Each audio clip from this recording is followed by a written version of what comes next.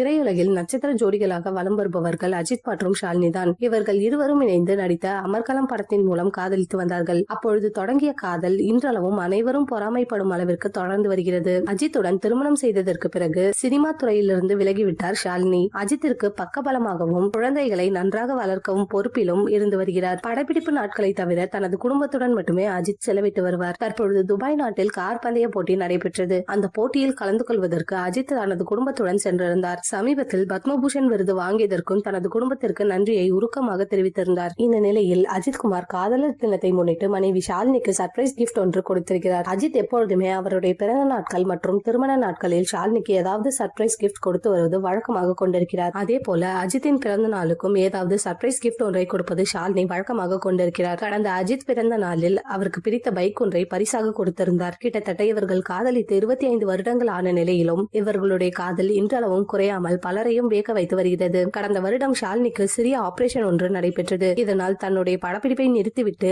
ஆஸ்பத்திரிக்கு சென்று அவருக்கு பக்கபலமாக இருந்தார் அஜித்குமார். அந்த புகைப்படங்களும் இணையதளத்தில் வெளியாகி ரசிகர்கள் வைரலாக்கி இருந்தனர்.